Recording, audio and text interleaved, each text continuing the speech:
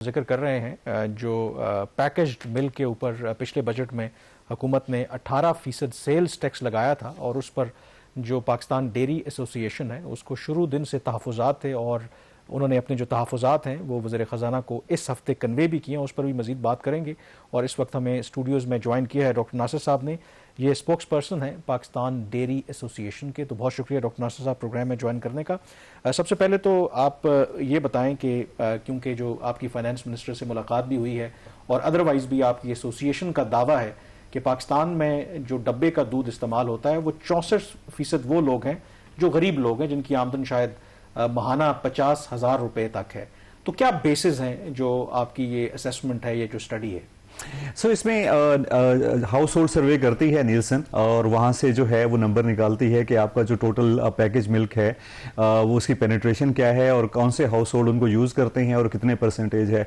तो ये नीलसन का हाउस होल्ड सर्वे का डाटा है जहाँ से उन्होंने नंबर निकाला है कि 64% of package milk consumption is in house hold which earn less than 50,000। जी, इसमें डॉक्टर साहब ये जो 64% घराने हैं जिनकी आमदन माहाना 50,000 रुपए से कम है और वो आपका वो दूध खरीदते हैं जिसकी वैल्यू है 350 रुपए फी किलो या फी लीटर, तो कितने परसेंट, कुछ ये नंबर है स्टडी के अंदर कि कितने परसेंट उनकी जो टोटल इनकम है वो ओवरऑल फूड के ऊपर और फिर दूध के ऊपर जो है वो खर्च होती है?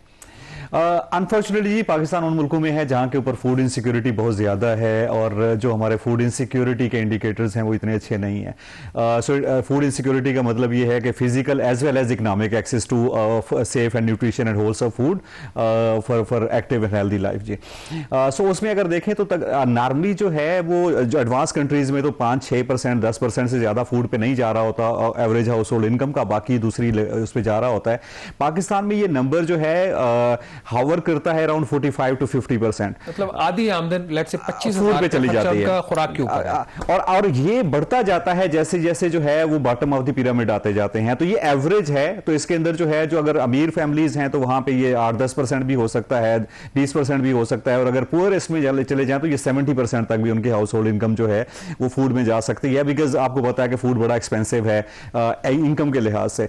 तो उसमें जो मिल्क के ऊपर जो खर्चा होता है वो नॉर्मली 23% जो है वो दूध पे खर्चा होता है। अगरचे दूध की कंजप्शन उतनी नहीं है लेकिन क्योंकि it's the most expensive food item on the food basket, तो इस वजह से तकरीबन 23% से 25% के करीब जो है वो एवरेज हाउस होल्ड का जो किचन का एक्सपेंस है वो दूध पे जा रहा होता है। डॉक्टर साहब ये बताएं कि कितने फीसद पाकिस्तान में लोग डब्बे का दूध इस्तेमाल करते हैं?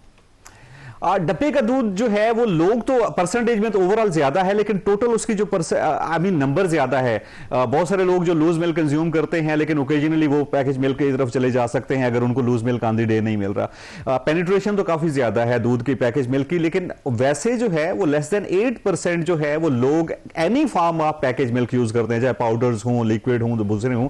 बट अगर उसके अंदर लिक्विड मिल्क की बात करें तो it's not more than 3 to 4% of total जो है इस बेस के ऊपर फिर डोंट यू थिंक कि जो आप सर्वे की बात करते हैं इसका मतलब है कि जो वाइडर हमारी पॉपुलेशन है वो तो डब्बे का दूध इस्तेमाल करती ही नहीं है, तो जो फाइनेंस मिनिस्टर कहते हैं कि चलें उसमें भी जो बाकी 8% लेस देन 8% अगर लोग इस्तेमाल भी कर रहे हैं उसमें भी अगर कोई गरीब लोग इस्तेमाल कर रहे हैं, बट वाइडर को पॉपुलेशन तो उस तरह फिर अफेक्ट नहीं हो रही। सर देखिए मसला डब्बे का दूध का, पैकेज दूध का या लूज मिल्क का या इनका मसला नहीं है या पाउडर मिल्क का नहीं है।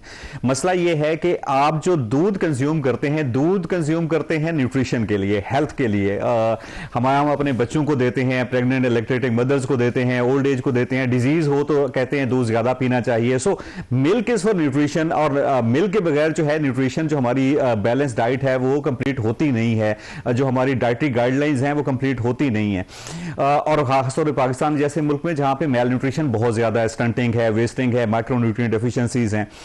सो जो दूध है वो न्यूट्रिशन के लिए है और दूध को सेव होना बहुत जरूरी है।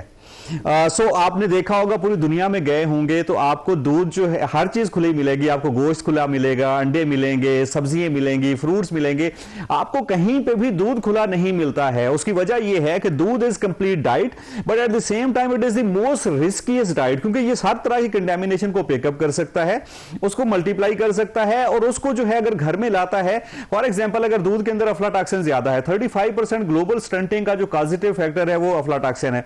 अगर आपके दूध दूध के अंदर 60-70-80% तक जो है, जो खुला दूध है, उसमें अगर अफ्लाटॉक्सिन ज्यादा है तो वो आपको न्यूट्रिशन देने की बजाय उल्टा डिजीज देगा। जो स्टडीज हैं, फॉर एग्जांपल यूनिवर्सिटीज ने की, यूएस था उसमें पीसीएस आया, यूनिवर्सिटी ऑफ कराची, सो पूरे पाकिस्तान के 10-11 एकेडमिक इंस्टीट्यूशन ने स्टडी की, तो उन्होंने उनके मुताबिक almost 50% of that milk is not consumable, unsafe. उसके बाद सब्सिक्वेंटली पीएफए ने भी किया, उसी किस्म के रिजल्ट्स आए। सो इसका मतलब यह है कि एक ग्लास जो आप दूध पीते हैं वो प्रोबेबली सेफ है, अगला ग्लास जो पीते हैं वो अनसेफ है। सो व्हाट इट मींस, इसका मतलब यह है कि वो जो डिजीज काज करेगा अगला दूध, वो उसके लिए आपको शायद 10 ग्लास दोबारा सेफ दूध के पीने पड़ेंगे जो कि उसको ऑफसेट कर सकें, लेकिन अनफॉर्चुनेटली हर सेकंड ग्लास जो अगर तो ये ऑप्शन नहीं है लूज मिल्क वाली। तो इस वजह से पैकेज मिल्क ही जो है ऑप्शन है, उसको सस्ता करने की जरूरत है, उसको एक्सेसिबल बनाने की जरूरत है, सो दैट बच्चों को न्यूट्रिशन मिले, उनको डिजीज नहीं मिले इससे। डॉक्टर साहब, coming to the hard part, आप कह रहे हैं, जो आपकी एसोसिएशन का दावा है कि पहले 6 माह में जो सेल्स हैं कंपनीज की वो तकरीबन 20% गिर गई हैं, और आपने मिनिस्टर से डिमांड किया है कि रेट जो है वो 18% से कम करके 5% कर दिया जाए।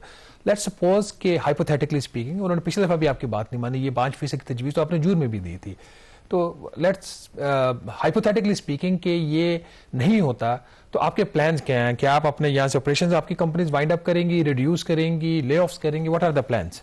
मेरा ख्याल है कि जो है इंशाल्लाह better sense will prevail. We have made a good case.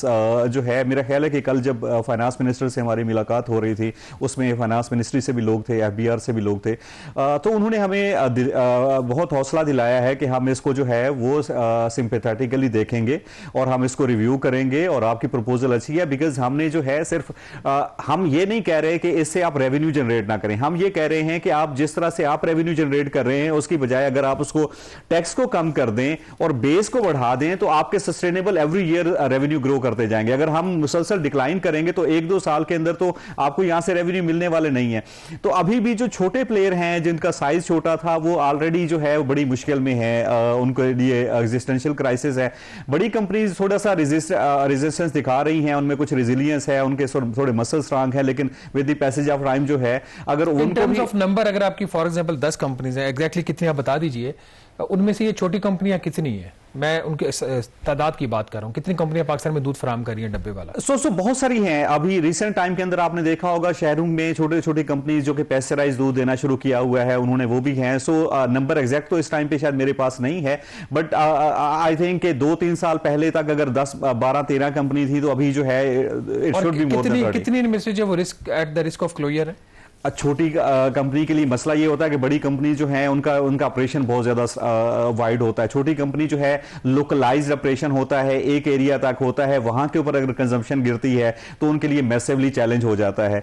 दूसरा ये है कि उनका सब्सिडाइज करने का या कंज्यूमर प्रमोशन देने के लिए मसल्स इतने ज्यादा स्ट्रांग नहीं होते हैं। फॉर एग्जाम्पल जो है वो रिसेंट टाइम में आपने देखा होगा कि लास्ट 6 मंथ्स के अंदर जो है ये सारी कंपनीज ने जो है अपने ब्रांड्स को वो कंप्रोमाइज किया, ऑन एयर नहीं गए, लेकिन कंज्यूमर प्रमोशन करके कुछ उन्होंने जो है वो कंज्यूमर को के अंदर जो है उसको डिस्काउंटेड प्राइस के ऊपर जो है बेनिफिट देने की कोशिश की है। वो शायद एक बड़ी कंपनी बेहतर कर सकती है, छोटी कंपनी नहीं कर सकती। तो उसमें ख्याल में काफी सारी कंपनीज हैं जो कि जिनके लिए एग्जिस्टेंशियल थ्रेट इसी साल में है, लेकिन अगर ये चलता रहा तो शायद बड़ी कंपनीज के लिए भी। अच्छा डॉक्टर साहब, जब ज़ाहिर बजट पेश किया गया था तो उस वक्त जो फाइनेंस मिनिस्टर थे उन्होंने दिफा किया था ये जो टैक्स लगाया था, क्योंकि उन्होंने कहा था कि ये तो अमीर लोग इस्तेमाल करते हैं डब्बे का दूध, लेकिन आपका जो सर्वे है वो कुछ और बात बता रहा है, और वो प्रेजेंटेशन आपने गालिबन फाइनेंस मिनिस्टर को दी भी है। डू यू थिंक कि जो फाइनेंस मिनिस्टर हैं वो अब आपके नुक्ता नज़र से मुत्तफिक हैं, एंड आप तवक्को कर रहे हैं कि आपको कोई मुस्बत जवाब मिलेगा इसके हवाले से? हमने काफी डेटा बेस जो है दिया है, नंबर के साथ, लॉजिक के साथ, ग्लोबल एग्जांपल्स के साथ दिया है।